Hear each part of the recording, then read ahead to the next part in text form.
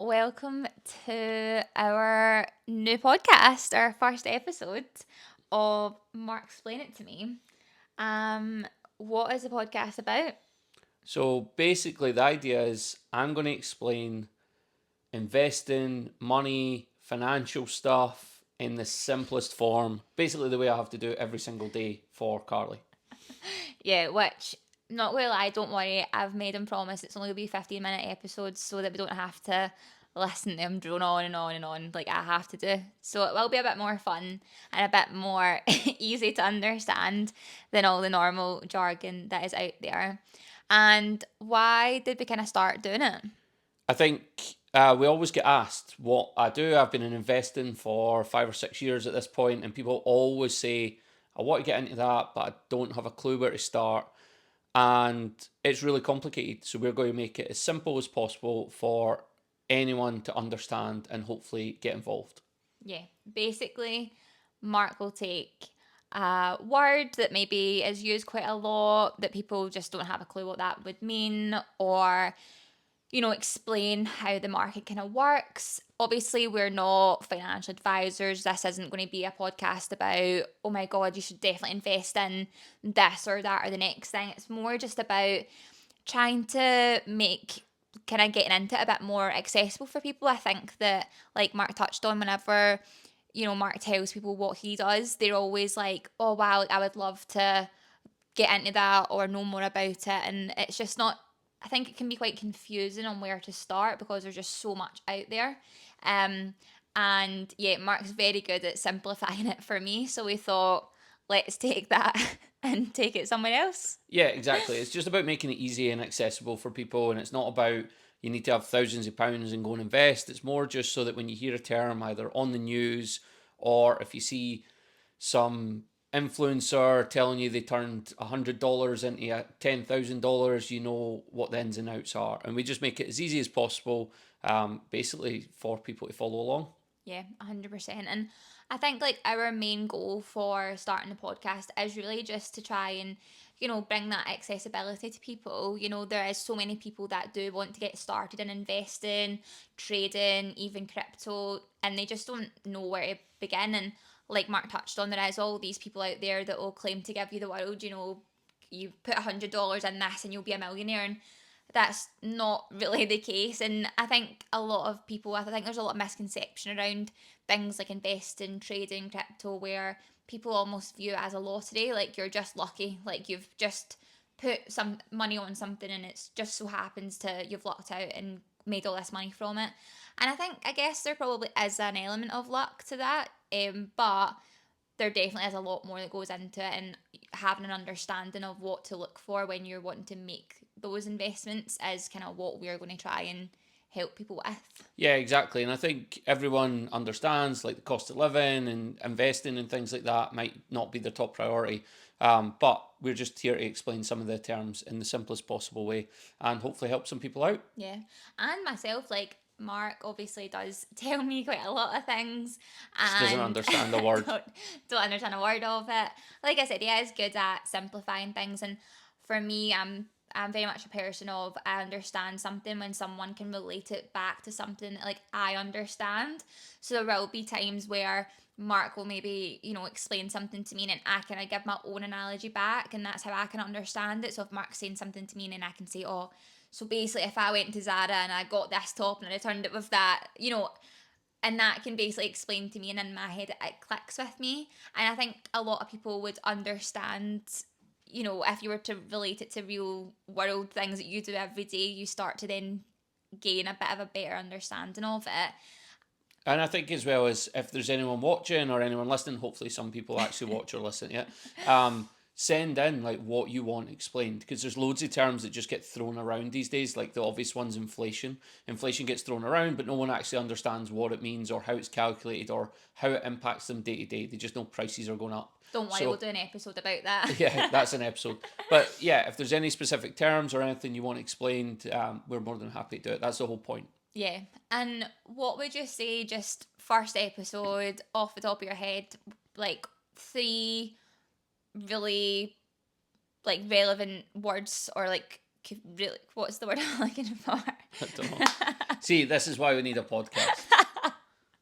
Carly's probably going to have to watch it back to learn what I actually talk about on the podcast. What I was going to ask was, what do you think are three most common words that get thrown around that maybe? So, for example, I could think of one: bull. Like, what does bull mean? I hear a bull market, a bull run. I'm thinking, is there animals in a field somewhere? Like, what does that actually mean? So a bull run's just when prices are going up, the prices are rising, and then a bear market or bearish times are when prices are going down in stocks or bonds or crypto or whatever. So See, that's and why literally not it. just say things are going good or things are going bad, but we have to give animal names to them? No But wonder people find it confusing. but that's the whole point. The people that invested back in the day and Wall Street and things, they want it to be complicated so the average person doesn't get involved and make loads of money. It's designed to kind of keep people out. So that's why there is all these complex terms for what is really a simple thing. And what would you say, obviously, from the beginning of your investing, trading, crypto journey, what would you have loved someone to have had? Because obviously you listen to a lot of podcasts and everything now that are a lot more intellectual than this one will be. Yeah. But if you had to go back and if you had access to a podcast like this, what would be one of the main things that you would have wanted to learn from it? I think one thing people don't understand is just how compounding works. So if you make 1% a year on top of that, it compounds over time, and that's actually a really healthy way to grow your investment. So I think talking about that will probably be something we cover. And I think just slow and steady. People always chase the massive gains overnight, but actually that's unrealistic. It's hard to sustain, and very few people actually make money that way. It's more about long-term wealth creation, and hopefully that's what we can kind of teach people how they can at least take part in. Yeah. And what would your thoughts be on people that do? Because I think a lot of people in our lives that maybe don't understand kind of what you do. I think there is a misconception of, like I mentioned earlier, like it being like a lottery, like, oh, you've just so happened to, put a trade on or invested in this coin or whatever, and it's just so happened to done well. What would you kind of say to that? Is that true? Is that, what kind of else goes into it? I think there's an element of luck sometimes. You could buy something today that tomorrow something happens with that stock or that crypto or whatever that makes it go up massively. So there is an element of luck and an element of timing. But I think if you do research, you actually listen to people, you read stuff, or you're in it for the long term, luck kind of follows you. So I think the biggest thing is paying attention to sensible sources and kind of understanding what you're buying, or at least have a reason to buy an asset. If you buy a stock, you have to have some long-term belief in it. You don't buy it because someone told you and you expect it to go up tomorrow. Like I say, there is an element of luck, but also I think a big part is what we're trying to do is so that you understand the basic principles of it. So understand the rules of the game is kind of how we always phrase it. Is if you understand the rules of the game, at least you know you can play part of the game. Whereas most Like people, me knowing about football. well, yeah, exactly. But it's so complicated. There's so many terms that no one understands. So then they don't really know how to get involved. And that's really what we're trying to do. Yeah, 100%. And yeah, I think that our goal is if we can even help one person get started. And like we kind of said, obviously we're not here to say, invest in this, invest in that, get involved in this. We're just wanting to have an avenue of people to say, oh, I actually understand how I could go and do this. Oh, there's a graph that's came out. I actually understand how to read that graph. Oh, this has happened in the Chart. market. Chart. See, Not we're learning graph. things already, and it's only episode 1. But yeah, I think Yeah, you're right. And I think as well as we're never going to come on here and say you should buy X or you should buy this. It's more about, we might take big news stories from the week or big topics. This stock's done really well. Why is it done well? Or interest rates have changed. Why does that matter? We might cover actual topics from the news, but we're not here to tell you what to buy and when to buy because, like I say, you kind of need to do it for yourself, and that's the healthiest way to invest. Yeah, 100%. And I think really what we're going to do as well is just kind of take things back to the very beginning, and there might be topics that we cover that people might listen, hopefully if we get any listeners, people might listen and think, what the hell are they talking about that for? Like, that's got nothing to do with anything. But I think that it's important to start learning more about like the even like the beginning of money, like what is money, how did that come about, Mark likes to read all these interesting books on holiday, and we've got a thing where on holiday Mark will read for the day by the pool, and then at night Yeah. he'll teach me what he learned in the book that day. But again, if I had to read that book, I'd give up. I'd read it for like 2 sentences and think, oh god, I'm away asleep. Yeah, it's about making it relatable to people's life. So any financial term can be related to something really simple that average people can understand without having to go to uni, without having to do a college degree to understand specific terms. And that's And kind of what our just point to be is. clear, I have a college degree and a uni degree, and I still don't Yeah, understand she doesn't have a half. clue. So She knows how to she knows how to spend money. That's about it. Um, exactly. but yeah, I think that's the whole point, and also it is really about understanding where you can put your money to better use. A lot of people just sit with money in the bank, and that's actually the worst use of your money. So it's really about helping people be more efficient because money is tight for most people. Yeah, 100%. And I think as well, like, you know, I think a lot of people, especially in the kind of climate of the life just now, where, a lot of people, their full time jobs aren't covering their life. You're kind of getting paid and then living to the end of the month to get paid again, and everything just kind of is more expensive. And I think that a lot of people are now looking for, like, side hustles and other ways to make money out with of their normal 9 to 5 job. And I think that that's something that investing and everything can really help with as well. If you've got a spare £50, for example, like that is quite a sacred £50, because it's like, right, okay, am I going to be able to get a Chinese this month? Am I going to be able to, like, go to Zara for, like, it's Yeah, like you Zara. have to you have to be really mindful on what you're spending your money on. And I think that if you can have an understanding on, well, actually, if I invested this £50, I'm not saying you can invest this £50 will come into 50 grand, but you might make a tenner, so it might be Yeah, next month and you I get think £60, and yeah, then and I think as well as it's like no one needs a minimum, and I think that's the great thing about investing. You start with a tenner, you can start with £50, you can start with £100. Like there's no minimum.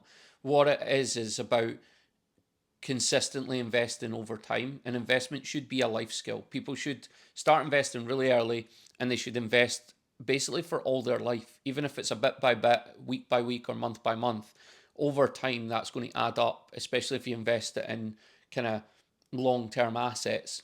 Then you'll do really well, and it doesn't really matter where you've started. And I think that's a key concept that most people miss, is they think they're too late. I should have done this years ago, but actually just start. And even if it is £20 a month that you put in an investment account, that slowly grows over time, and in 20 years that could be worth a holiday or a car or something like that, depending on where it is. So I think that's the important part. yeah, People should understand, because we don't want people to think, oh, I need X thousands to yeah. start. Investing doesn't work like that. I think it's a bit like starting a diet, isn't it? Like, there's not really like necessarily a great time, because Monday never comes, or you start on Monday, but then it's your birthday in 2 weeks, and oh, so I might as well just leave it till after my birthday, and oh, I might as well just leave it till after then. And you kind of make these excuses, and like, they are valid at the time in your head, but I think like there's never a good time to do anything really. You just Yeah. have to kind of start somewhere, and as soon as you start, then you can start learning and growing and everything like that. So yeah, I think like that's kind of what we want to achieve by doing the podcast.